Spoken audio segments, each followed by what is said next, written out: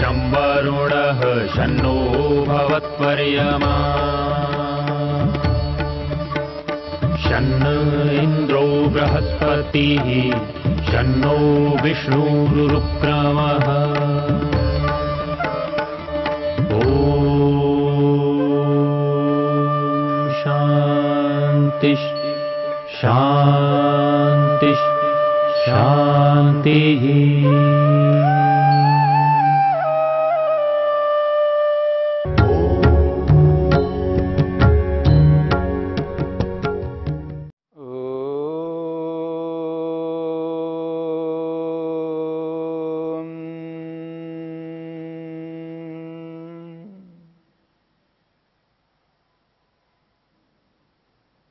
साधन पाद के 5वें सूत्र को लेकर के विचार चल रहा है।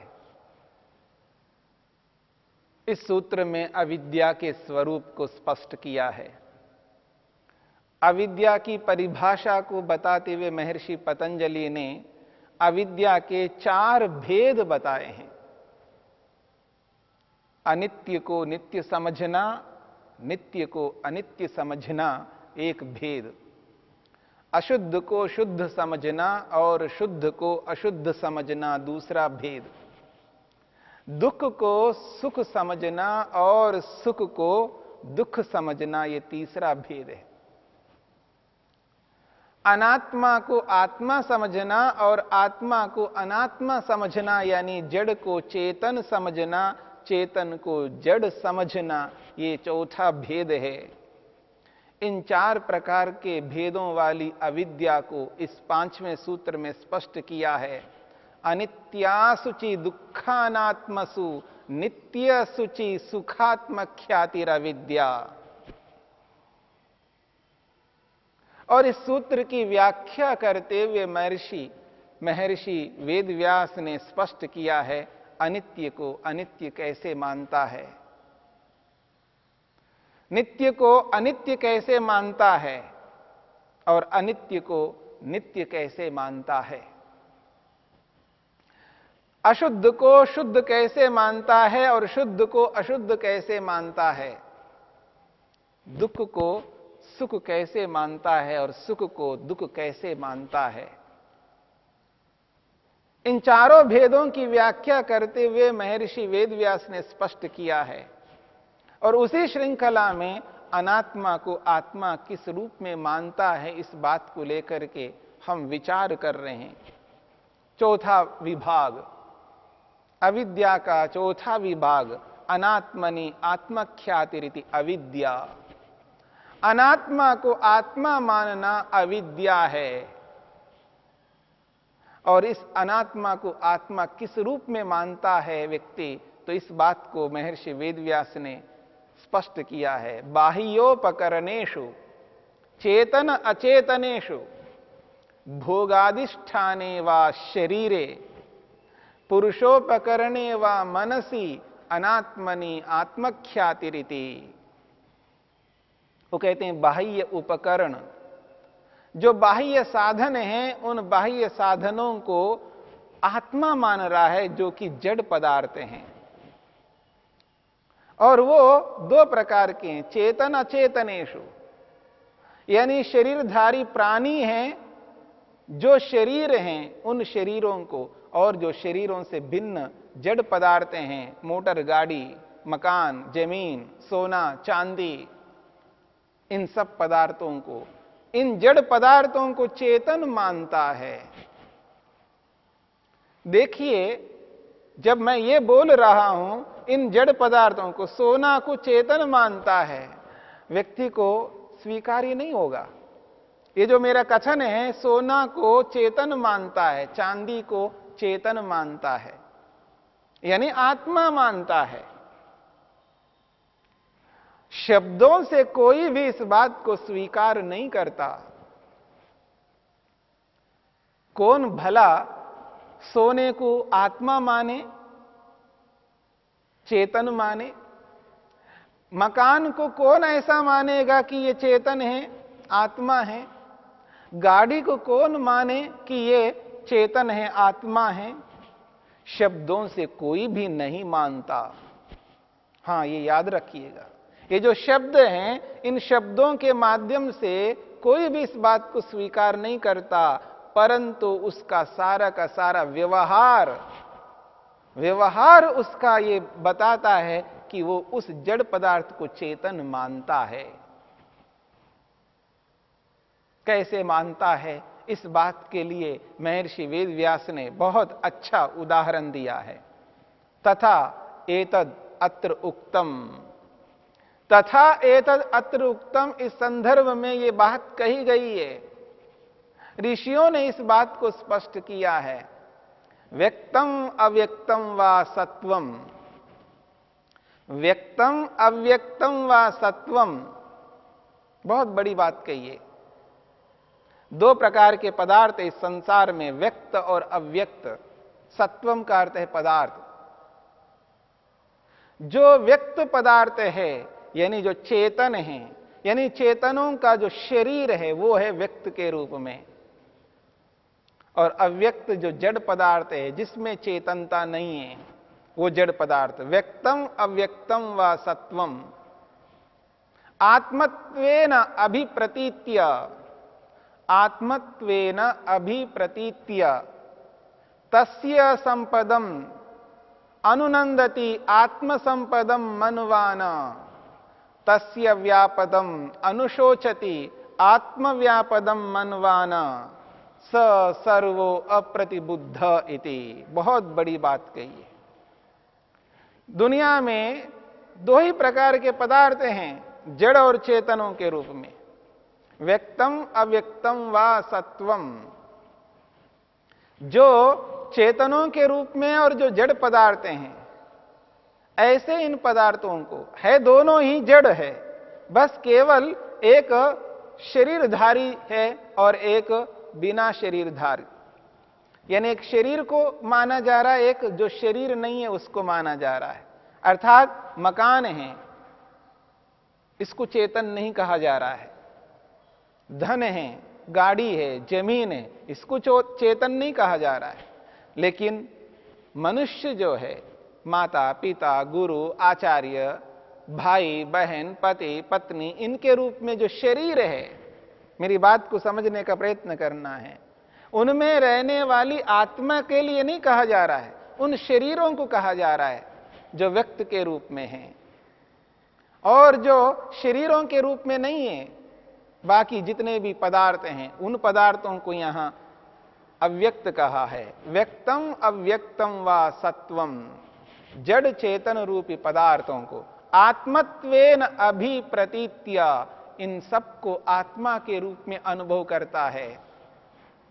इसलिए तस्य संपदम अनुनंदति आत्मसंपदम मनवानः, तस्य संपदम, उनकी वृद्धि को, जब जैसे कोई बच्चा है, जब वो बच्चा बढ़ रहा होता है, यानी उसका शरीर में जो वृद्धि हो रही होती है, तो मां पिता ये अनुभव करते हैं, मां अनुभव करती है मैं बढ़ रही हूं।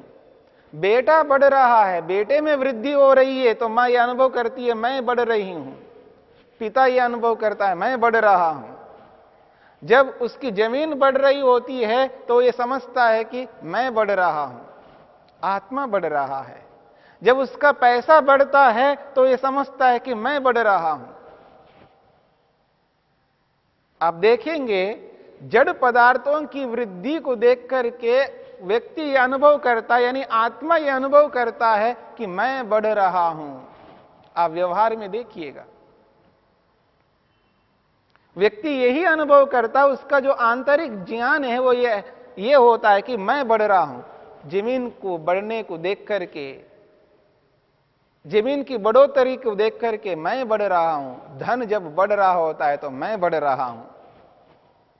मकान बढ़ रहा है तो वो समझता है मैं बढ़ रहा हूं। शरीर बढ़ रहा है तो समझता है मैं बढ़ रहा हूं। आप देखेंगे इन जड़ पदार्थों की वृद्धि को देख करके वो अपने आप को बढ़ता हुआ देखता है। यही जड़ को चेतन मानना है। वो इसलिए कहते हैं तस्य संपदम अनुनंदति आत्म संपदम मनवानः, उस जड़ पदार्थ चेतनों के जो शरीर है उन शरीरों की वृद्धि को देख करके वो स्वयं बढ़ता हुआ अनुभव करता है। यही तो अविद्या है। फिर वो कहते हैं तस्य व्यापदम अनुशोचति आत्मव्यापदम मनवानः। वो कहते हैं तस्य व्यापदम, जब उन पदार्थों में जब कमी आ जाती है, धन कम हो जाए, तो व्यक्ति ये अनुभव करता मैं घट रहा हूं, मैं बर्बाद हो गया, मैं लुट गया है, मैं कम हो रहा हूं, अनुभव करता है।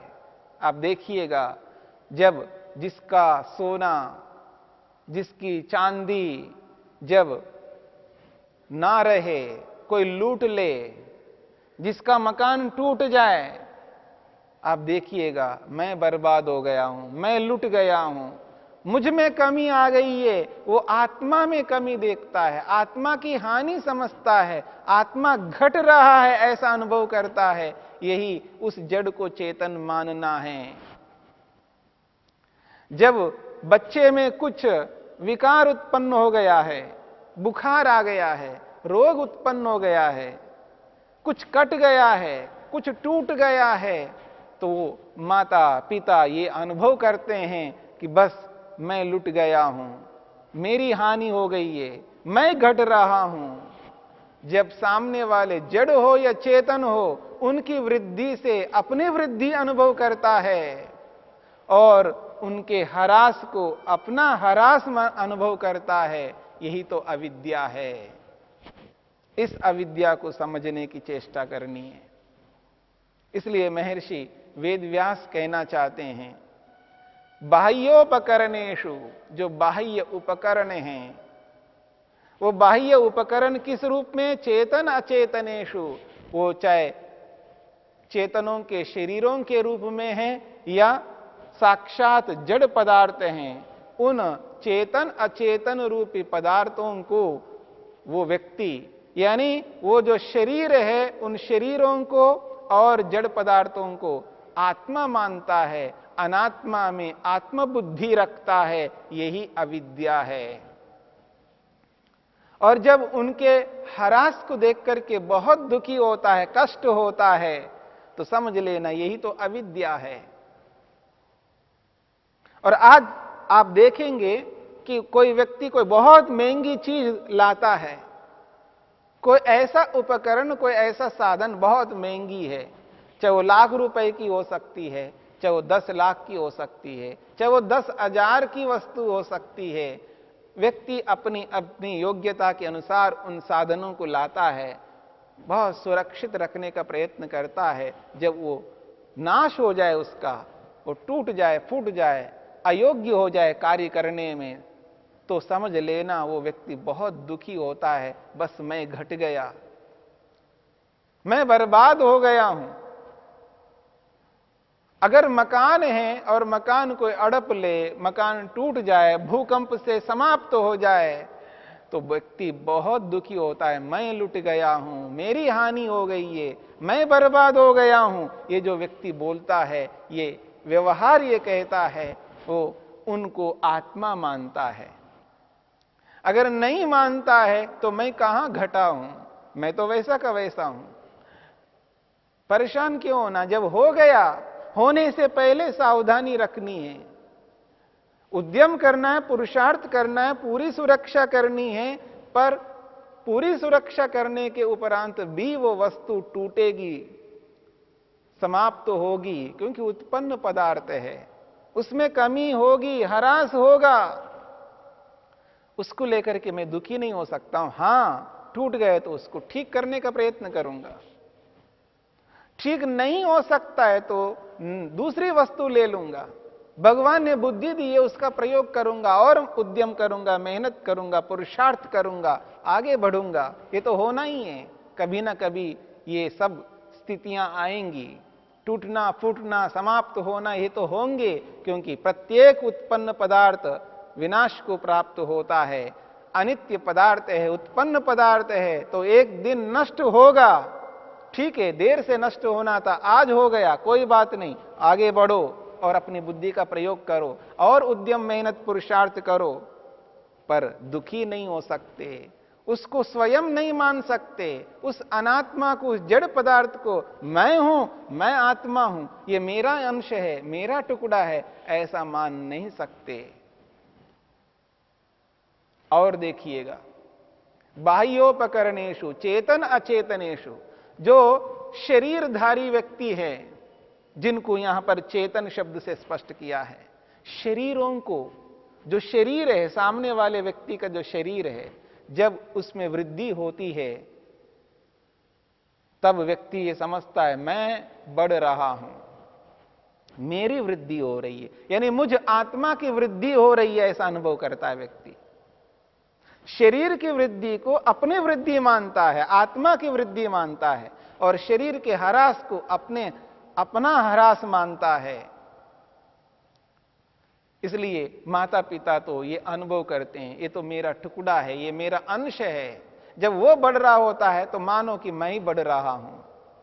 ऐसा जो व्यक्ति मानता है, यानी उस शरीर को चेतन मानता है, उस जड़ पदार्थ को चेतन मानता है, इसलिए व्यक्ति बहुत दुखी होता है जब उस शरीर में कमी आती है।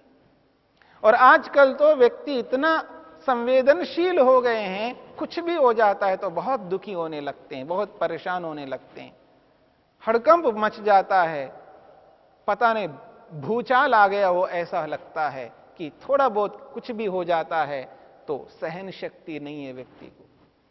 वो अपना अंश मानते हैं, स्वयं ही मानते हैं, अपने आप को उस स्वरूप में देखते हैं, मैं हूं ये। इसलिए बहुत दुखी होता है व्यक्ति, परेशान होता है, दुखी होता है।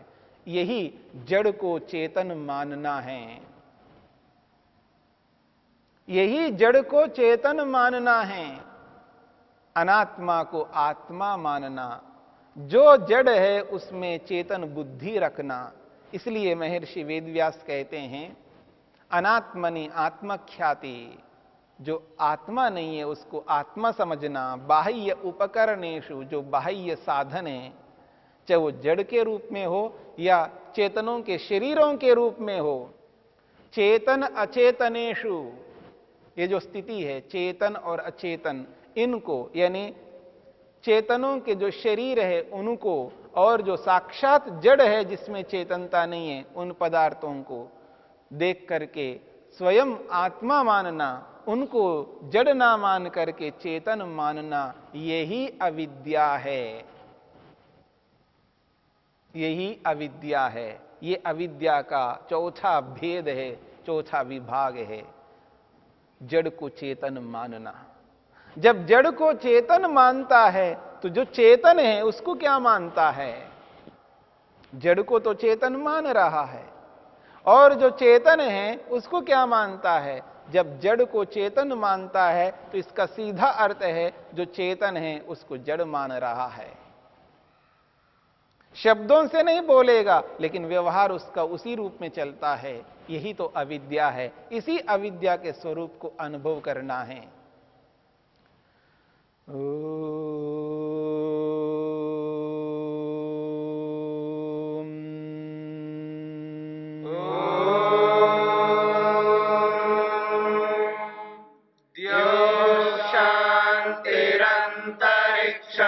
शांति पृथ्वी शांतिरापः शांतिरोषधयः शांतिः वनस्पतयः शांतिर्विश्वे देवाः शांतिर्ब्रह्म शांति सर्वं शांति शांतिरेव शांति शांति